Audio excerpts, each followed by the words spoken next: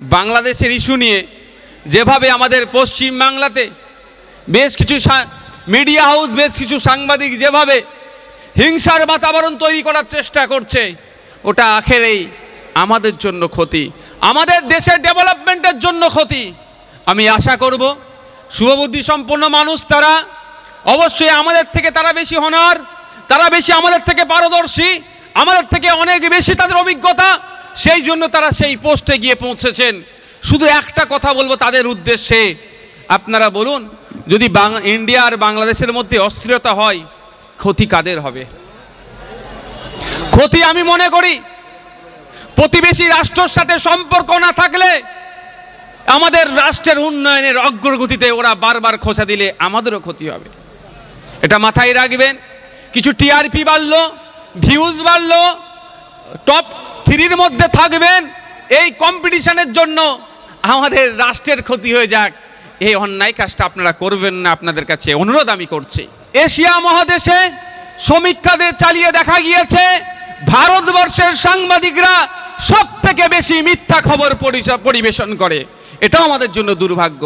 যে সমস্ত সাংবাদিকরা শিরদাঁড়া সোজা রেখে, সেই শাসক হোক বিরোধী হোক, রাজনৈতিকভাবে অরাজনৈতিকভাবে সামাজিকভাবে যারা অন্যায় করছে তাদের বিরুদ্ধে যেভাবে কলম চালাতে কণ্ঠরোধ করছে না, কলম তার আটকাচ্ছে না, আমি তাদের কাছে অনুরোধ করব যারা প্রতিনিয়ত মিথ্যা খবর পরিবেশন করে সমাজের মধ্যে, দেশের মধ্যে, রাষ্ট্রের মধ্যে বিশৃঙ্খলা তৈরি করে দেওয়ার চেষ্টা করছে, তাদের বিরুদ্ধেও আপনাদেরকে কথা বলতে হবে।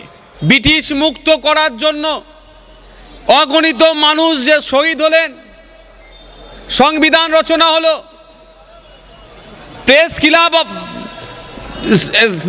ন্যাশনাল লেভেলে প্রেস ক্লাব তৈরি হলো, সমস্তটাই হলেন সাংবাদিকদের স্বার্থ রক্ষার জন্য। দুর্ভাগ্যের বিষয় 2024 সালে যে সাংবাদিক স্বাধীনতায় যে পৃথিবীর 180টা দেশকে নিয়ে সমীক্ষা চালানো হলো, আমাদের এই মহান ভারতবর্ষ, যেই ভারতবর্ষের লিখিত সংবিধান পৃথিবীর সব থেকে দীর্ঘতম, এত বড় সংবিধান থাকার পরেও সাংবাদিক স্বাধীনতাতে আমরা ওখানে 159তম জায়গায়। ভাবতে পারা যায় না ক্রমশ কিভাবে সাংবাদিকদের কণ্ঠরোধ করা হচ্ছে। আমার সাথে অনেক সাংবাদিকের পরিচয় আছেন, আমি পলিটিক্সে আসার আগে থেকেও পরিচয়, তারা মাঝে মধ্যে হয়তো আমার বিপক্ষে অনেক খবর করেছে। কোনো দিনের জন্য আমি ব্যক্তিগত তাকে আমি কোনোদিন এটা করেছো কেন বলিনি, কারণ আচ্ছা এটা তাদের রাইট। তারা আমি মনে করি আমার সামনে আয়না, আমার ভুল যদি হয় তারা যদি আমাকে দেখিয়ে দেয়, আমি সেটাকে রেকটিফাই করে সমাজকে একটা ভালো কিছু দিতে পারবো। কিন্তু অনেক ক্ষেত্রে দেখা যাচ্ছে সাংবাদিক যদি আমার মনের মতো খবর না করে, প্রশাসনিক ক্ষমতা দেখিয়ে তাকে হয় পার্টি অফিসে তুলে নিয়ে গিয়ে, নাহলে থানা থেকে থ্রেট দিয়ে, তা না পারলে তাদের নামে মিথ্যা মামলা দিয়ে জেলের গারদে রাখছে, এটা চরম অন্যায় করছে। কদিন আগে ছত্তিশগড়ে রোডের একটা কাজ চলছিল, 120 কোটি টাকার প্রজেক্ট, সেই প্রজেক্টে অনেক গড়মিল হয়েছে, জনগণের ট্যাক্সের টাকা থেকে সেখানে কাজ চলছিল, সেটা ভুল হচ্ছিল।